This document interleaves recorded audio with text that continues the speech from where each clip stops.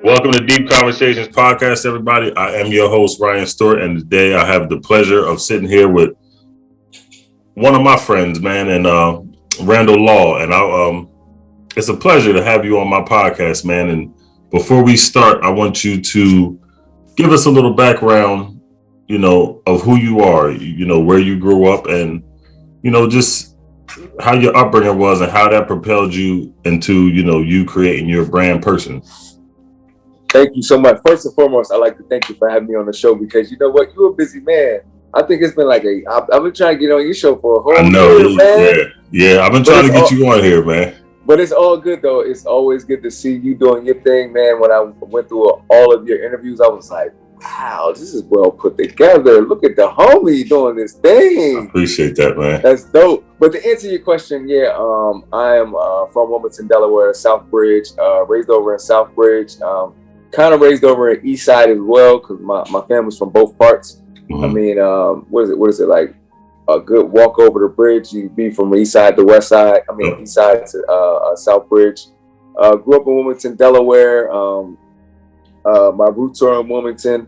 I went to high school, Del Castle Technical High School, where I took up. My background was communications and publishing from Philadelphia. Well, from high school, I went to school at Philadelphia Art Institute, which is no longer there. Mm-hmm. And then I graduated from there, and then went to New York to a creative arts school. I took in front of the camera and behind the camera courses. Moved to LA, did some things in LA, national commercials, jingle writing. Moved back home, and now we're starting a brand, which is Delaware is a staple of where all these ideas came to light. Mm-hmm. So now your brand is a Kool Kolored Kid Generation. Kool Kolored Kid Generation. So when you started that, what was your initial idea or your vision for your brand? Okay, so I hope I don't take too long. I'm gonna try to wrap it up. Take as much time as you can, man. Okay, so in 2007, I was working for the Los Angeles Film Festival in Los Angeles, and I had became friends with a couple of the production assistants and producers and things of that nature, and they had asked me, they was like, so what would you name a band for shock value?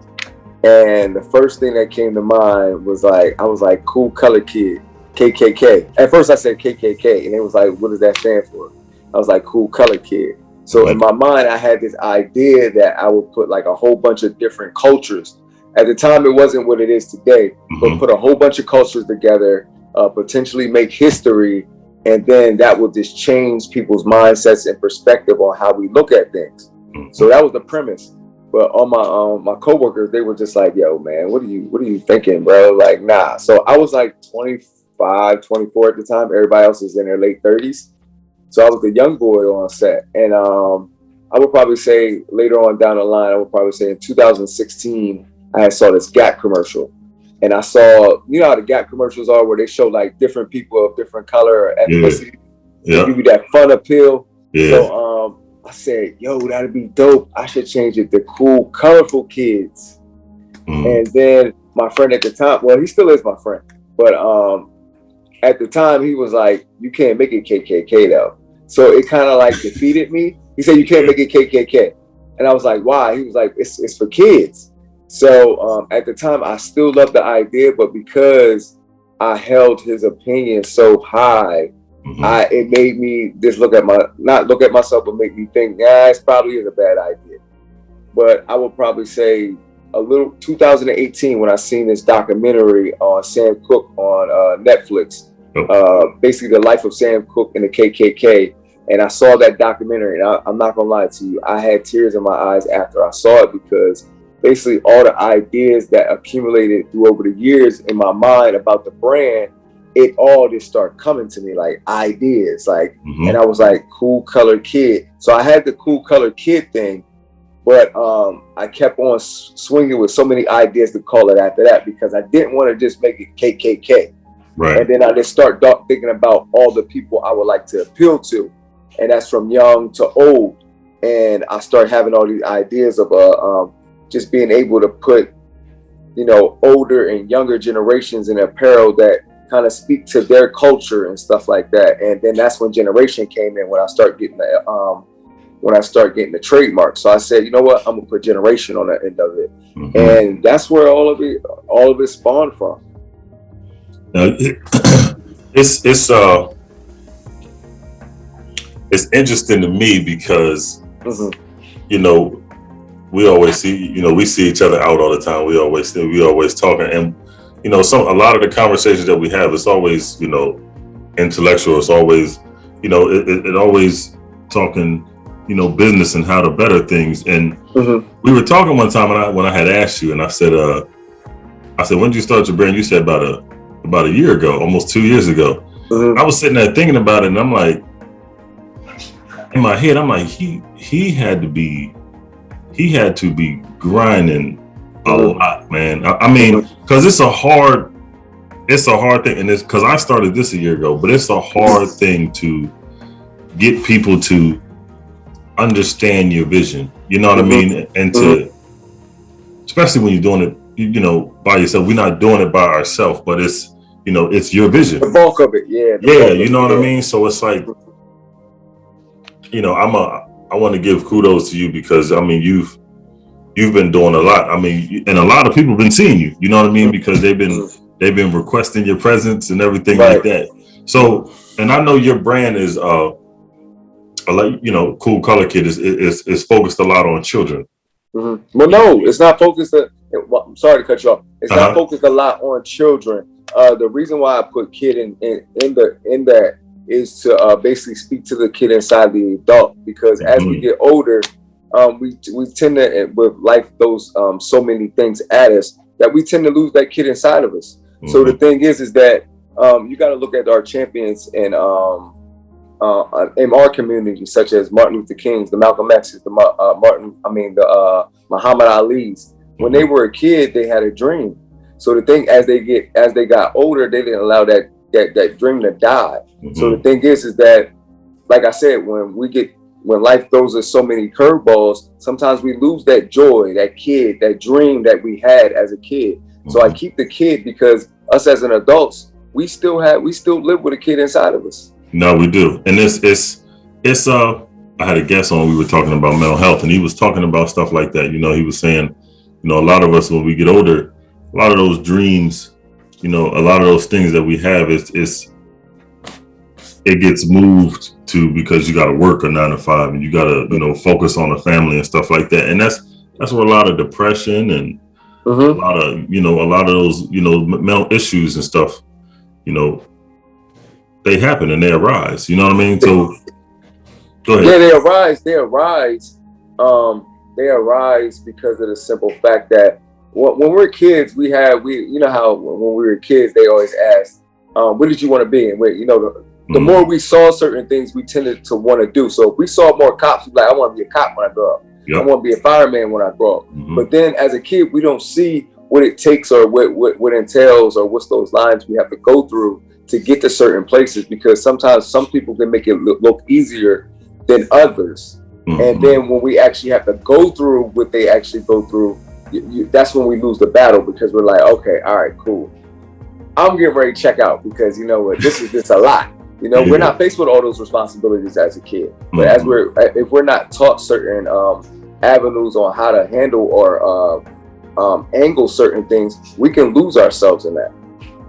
Now, who've been throughout your journey with this? Who's been some of your influences? It's one of our friends, Andre Wright Jr. Yep. Andre Wright, he's been one of my core influencers, because when I moved back home, I remember Andre. Man, me and Andre known each other ever since we was kids at the Jackson Street Boys and Girls Club. Yep. And when I came back home, I remember that he was in a wheelchair. He was in a wheelchair because I believe he had been accidentally shot or something like that. Yep. And I saw the journey in which his life, because he was busy as a photographer, and then when that happened, it didn't necessarily slow down, but he was still doing it, but he was still managing. He was still just fighting to get through that process of his life, and then to overcome certain other obstacles in his life, just to get back up, and then other obstacles happening in his life, and he's still championing through them. So that's been one of my many champions that I've seen to this constantly continue to fight through things despite obstacles. Some other individuals, even certain particular family members, just seeing them continue to get back up when certain things fall. I watch a lot of Discovery Channel and nature channels and stuff like that, and documentaries, and I'm always looking for that story in my mind. That always, because I'm not gonna lie to you, at times I get defeated. I feel like, can I do this? Can I keep doing this? And it's just those little things that pick me back up, and keep me to power on. It's you just said, sometimes you get defeated. We all get, we all have those moments. And I'm gonna go back again to some of, one of our little conversations, and something you said one day when we were talking that always, it stuck with me to the day, you know what I mean? Because we were talking about, building our brands and, the things that, we wanted. And when I started this, I was a little unsure, you know what I mean? I'm like, will people be interested in my, in my podcast, or will people be interested in stuff I got to talk about?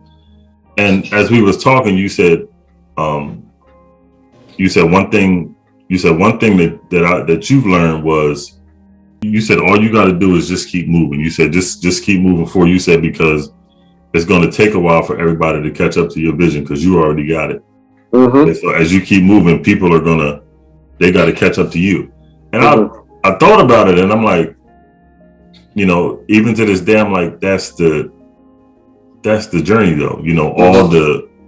All the hiccups that you have, all the slow moments, and all the, all these different things. And it's like, that's what you're going to look back on, and that's what you're going to, enjoy, is that journey, everything. It's just that was one thing that, that I took, and that's something that I held. That's something that I'm going to hold on to for forever. That little piece of advice. Now I want to switch gears a little bit, and I want to jump into your radio broadcasting, journey that you had. Was Pierce College? Pierce College, bro. Yeah. Can you talk about that a little bit, man? So in college, in California, wow, that was so long ago. Long ago. But a lot of my friends, because of my personality, I'm outgoing, and I'm not afraid to talk to a stranger. In college, I will always just go around. Well, not even in college, outside of college, before I even started college, I will always my cell phone at the time, it didn't have a voice recorder, but it had something on it. I forget what it was. And then because I was taking acting classes and I was out there doing commercials in California, my acting coach will always tell me to record my voice and just listen to it. And because we used to always have to learn how to tell a story with our voice, go up and down, the dialects and stuff like that.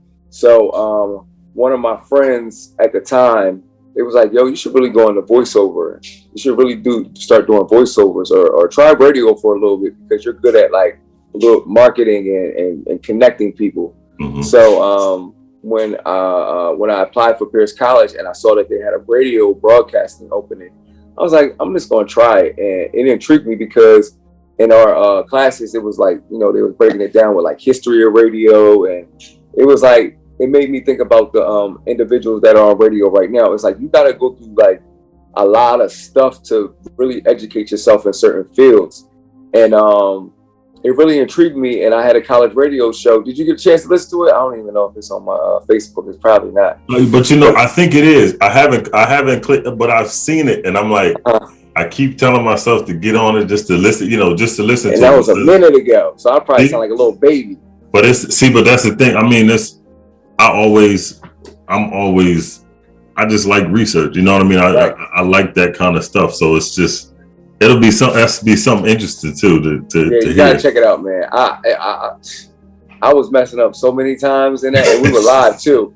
I was interviewing this millionaire in the Hollywood Hills. He had this nightclub in the Hollywood Hills, was fire, and I was like, yo, do you want to come on my show? Because I just like the way he, as the millionaire mentality, how he operated his whole business. And I mean, it was fun. I made a lot of mistakes on that radio show, but he was like, "You did good for my eyes." I was like, "But you know, we continue to beat ourselves up when we that internal clock in our head." You know what I mean? That's now what makes your brand unique from others? Okay, so what makes my brand unique than other brands, what makes us different than any other brand, is because we're willing to challenge history's past and present. No other brand is willing to challenge history's past and present, and while also educating at the same time. One story I like to tell individuals, and when they ask me, who are you to change a negative term to a positive term, and then I always hit them with this Adolf Hitler scenario, to where a lot of people don't know that the swastika was an actual symbol of peace before Adolf Hitler adopted in the late 1930s. So when you don't know education, when you can't educate yourself on certain things, sometimes you got to leave other options, and that's through more than likely apparel. It's going to be an avenue of teaching people to think outside the box, think from another perspective. We always tell our kids to think outside the box, but then when we think too far outside the box, we try to pull them back a little bit. Yeah. Yep. You know what I mean? So this brand is that's what makes it different. Because for me, what I think the reason why I say your brand is unique, because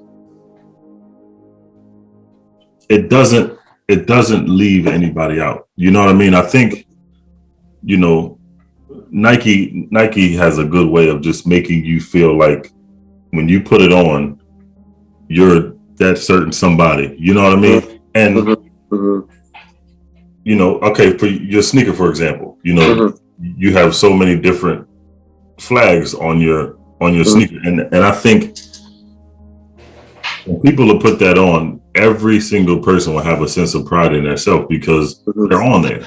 You know what I mean? Nobody. Some people are mad at me though. I got my Dominicans mad at me. They like, "Yo, man, where my flag at?" You know, I'm like, I gotta start somewhere. But you know what? They well, yeah.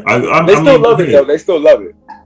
I was getting ready to see, but that right there lets you know that they're watching. You know, and they want it. You know what I mean? And you know, me and my wife, we started our clothing line, Black Diamond, last year. And the one thing that I think that caught us off guard was the real business side of it. You know what I mean? Because you have an idea, and we took a little step back so we can kind of, you know, focus on exactly what we wanted to do. You know what I mean? But that business side of it, that thing it's a beast. Yeah, man. It's a beast. It's real.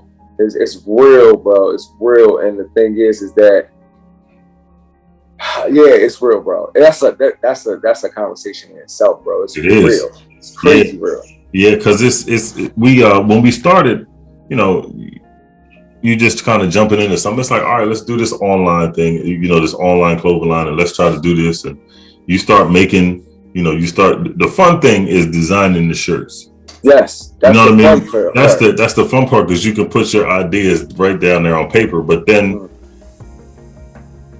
what?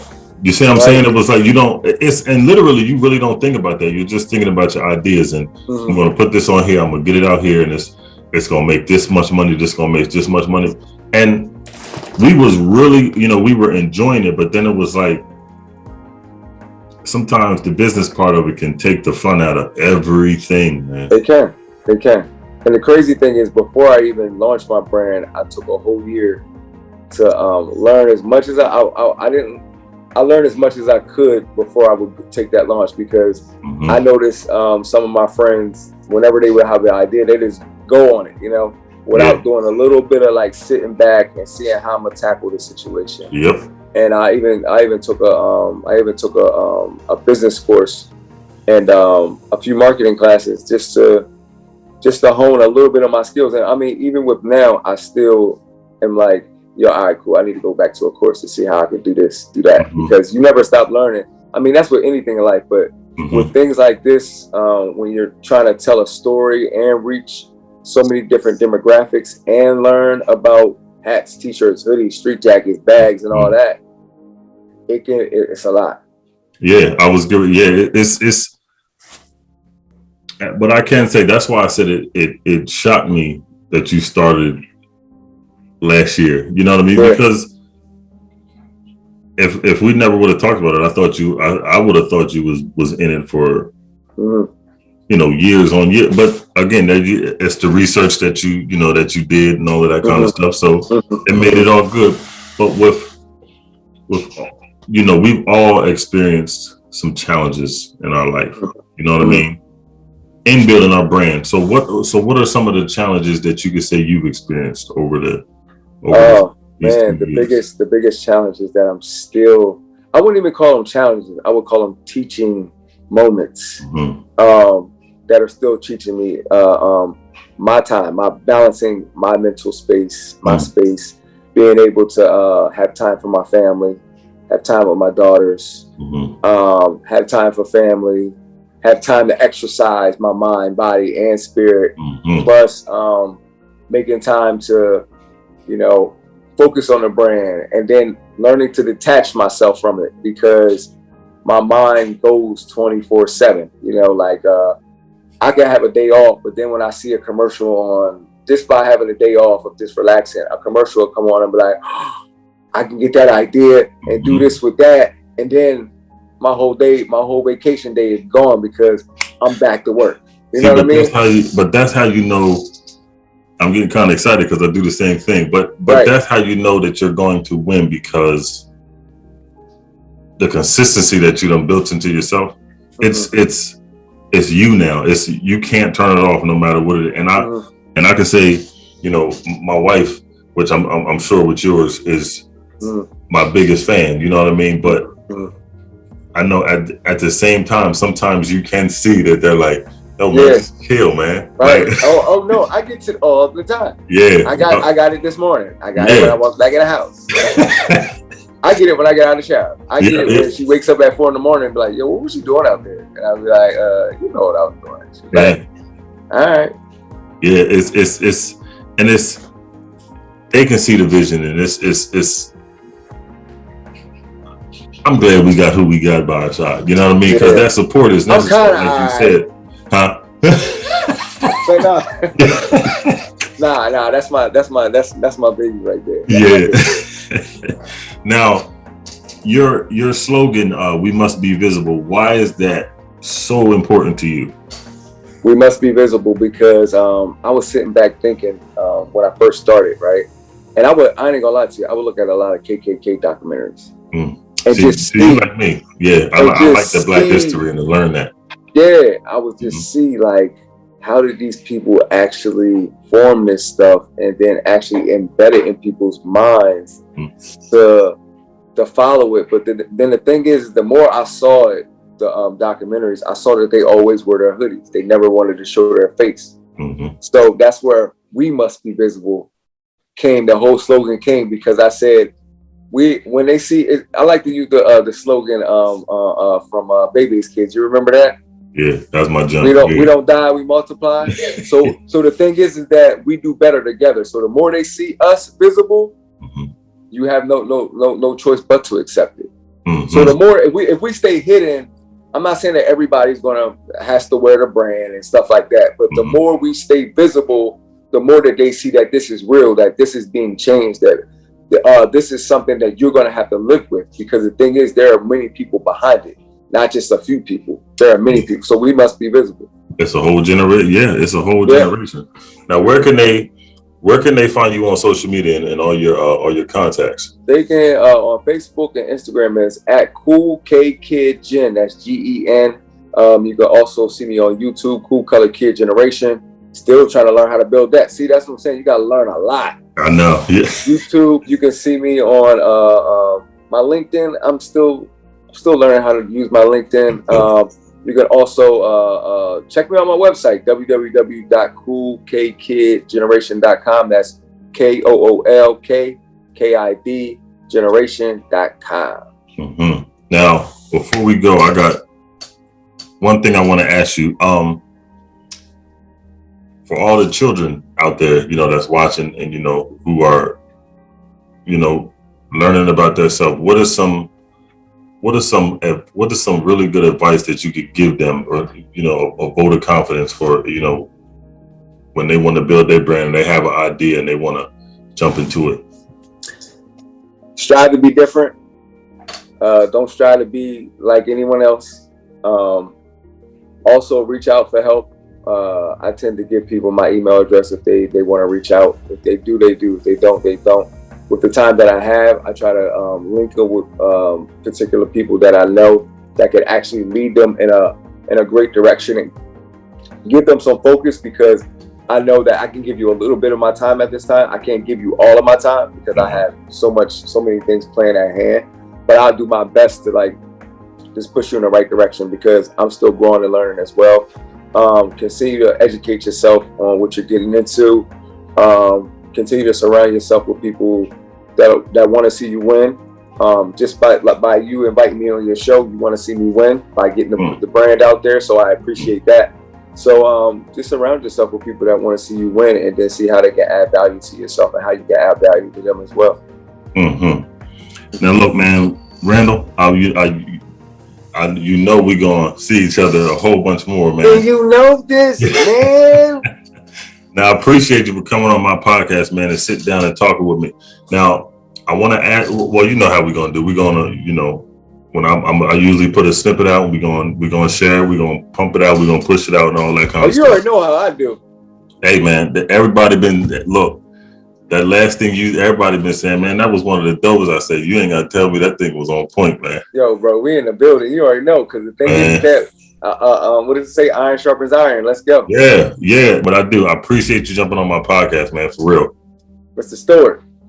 Yes, sir. Man. Boy. Appreciate you, man. Yo, keep shining too, man. I love what you're doing. Thank you. Appreciate you, man. We in the building. Yeah, on YouTube.